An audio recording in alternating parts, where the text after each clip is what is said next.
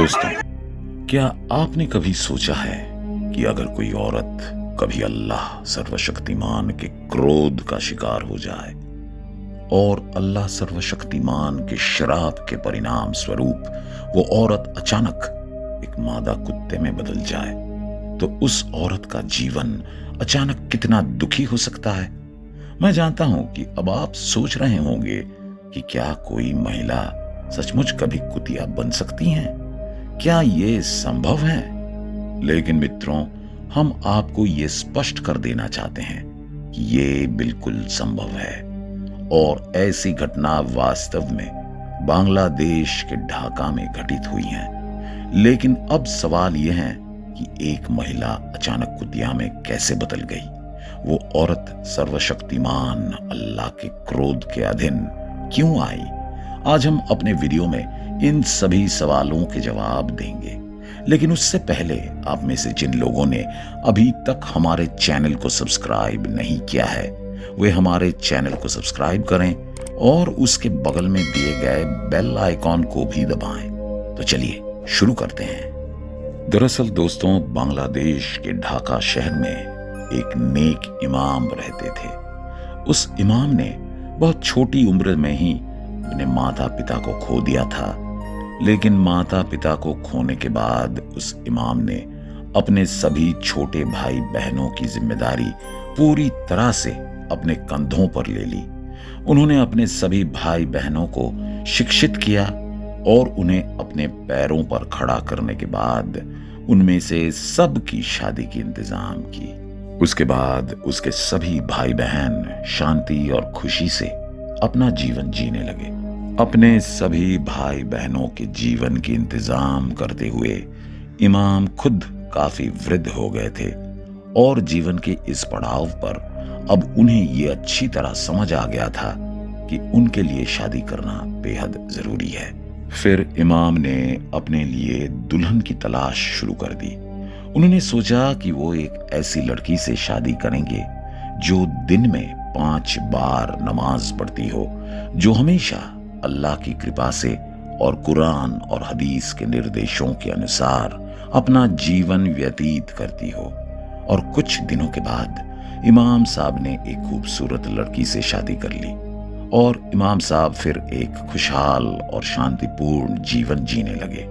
शादी के बाद पहले कुछ दिन बहुत खुश रहे और इमाम इस खूबसूरत लड़की से शादी करके बहुत खुश थे। लेकिन कुछ दिन बीतने के बाद इमाम को उस बीवी का असली चरित्र समझ में आ गया। दरअसल कुछ दिनों के बाद इमाम ने देखा कि वो खूबसूरत महिला घर का कोई भी काम ठीक से नहीं करना चाहती थी। वो हर समय अपनी मेकअप और अन्य सामानों में व्यस्त रहना पसंद करती हैं। पहले इमाम का घर हमेशा साफ रहता था, लेकिन अब इमाम का घर हमेशा गंदा और खराब स्थिति में रहता है। वो खूबसूरत महिला कभी भी अपने घर की सफाई नहीं करती थी। उसका घर हमेशा गंदा रहता था। क्योंकि इमाम साहब हमेशा साफ सफाई पसंद करते थे, इसलिए उनके लिए अपने घर की इस गंदी हालत को बर्दाश्त करना बिल्कुल असंभव था। लेकिन ये घटना यहीं खत्म नहीं हुई। इमाम साहब अपने धर्म के प्रति बहुत समर्पित थे। वे अपने धर्म के प्रति बहुत पागल थे और उन्होंने हमेशा कुरान और हदीस में दिए गए निर्देशों के अनुसार अपना जीवन व्यतीत करना पसंद किया। वो एक ऐसी महिला को अपना जीवन साथी बनाना चाहते थे जो दिन में 5 बार नमाज पढ़ती हो, जो हमेशा अल्लाह की कृपा से और कुरान और हदीस के निर्देशों के अनुसार अपना जीवन व्यतीत करती हो। लेकिन ये महिला कुरान और हदीस के अनुसार जीवन जीना तो दूर, दिन में 5 बार नमाज भी नहीं पढ़ती थी। नतीजतन इमाम इस बात को लेकर बहुत चिंतित थे, लेकिन वो इस बारे में कुछ भी करने में असमर्थ थे।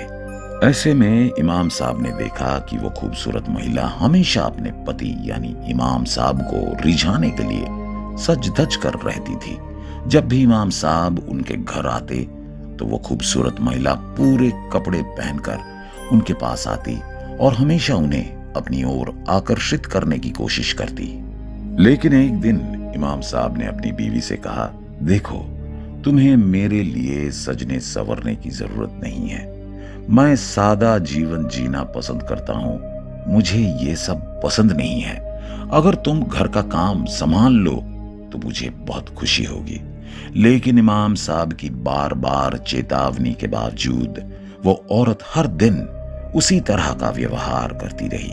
वो इमाम दिल से बहुत दयालु इंसान थे, इसलिए इतना कुछ होने के बावजूद वो उस खूबसूरत महिला के साथ कभी भी बुरा बर्ताव नहीं करेंगे।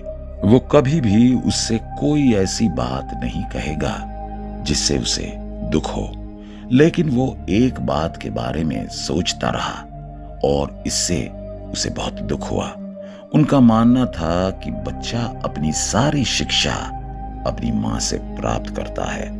बच्चा बिल्कुल वैसा ही बर्ताव करता है जैसा उसकी मां करती है। अब जब ये महिला खुद कुरान और हदीस के निर्देशों के अनुसार नहीं रहती हैं, तो वो अपने बच्चे को धार्मिक शिक्षा कैसे दे सकती हैं? वो सारी रात इसी बारे में सोचता रहता है। कुछ दिनों बाद इमाम ने देखा कि उनका शरीर बहुत खराब महसूस कर रहा है कि वे इस शरीर से मस्जिद का काम नहीं संभाल पाएंगे। इसलिए उस दिन उन्होंने सोच लिया कि वे आज थोड़ा जल्दी घर चले जाएंगे। इसके बाद उन्होंने अपनी जिम्मेदारियां मस्जिद के दूसरे इमाम को सौंप दी और अपने घर की ओर चल दिए। थोड़ी देर बाद वो अपने घर पहुंच गया, लेकिन घर पहुंचने पर इमाम को कुछ अजीब बात नजर आई। उसने देखा कि उसके घर का सामने का दरवाजा खुला हुआ था। उसने मन ही मन सोचा, जब मैं घर से मस्जिद गया था तो मैंने अपने घर का दरवाजा ठीक से बंद कर लिया था, लेकिन ये दरवाजा अचानक क्यों खुल गया? फिर वो जल्दी से अपने घर में घुस गया और घर में घुसते ही उसने जो नजारा देखा उससे उसके पैरों तले जमीन खिसक गई। घर में प्रवेश करने पर उसने देखा कि उसकी पत्नी उसके बिस्तर पर लेटी हुई हैं और किसी अजनबी के साथ अंतरंग संबंध बना रही हैं।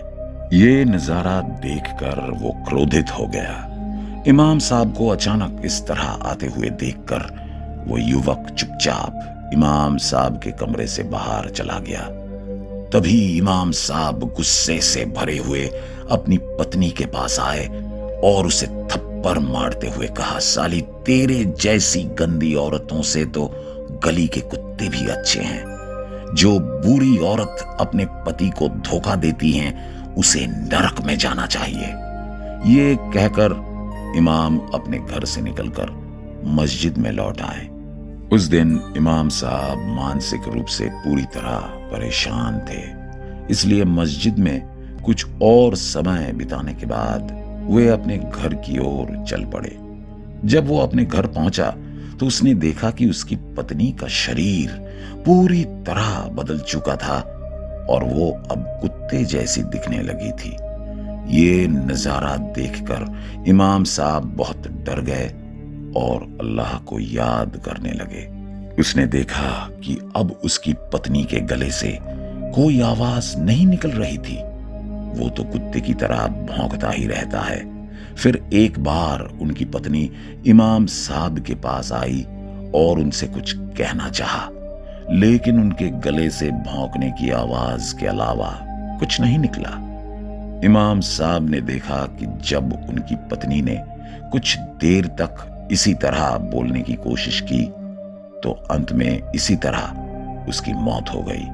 तो दोस्तों, अल्लाह ताला ने इस्लाम में महिलाओं को सर्वोच्च दर्जा दिया है। इस्लाम में महिला को जो दर्जा दिया गया है वो किसी अन्य धर्म में महिला को नहीं दिया गया है। लेकिन साथ ही हमें ये भी याद रखना चाहिए कि अल्लाह ने हमें जीवन में सही रास्ते पर चलने के लिए कुछ मार्गदर्शन भी दिया है। अब यदि हम इन निर्देशों का पालन नहीं करेंगे तो अल्लाह का क्रोध निश्चित रूप से हम पर पड़ेगा। और मुझे आशा है कि अब तक आप अच्छी तरह समझ गए होंगे कि परमेश्वर का क्रोध कितना खतरनाक है। तो दोस्तों, आज के वीडियो के लिए बस इतना ही। और हाँ, हमारे कमेंट बॉक्स में एक छोटी सी टिप्पणी छोड़कर हमें ये जरूर बताएं कि आपको आज का वीडियो कैसा लगा।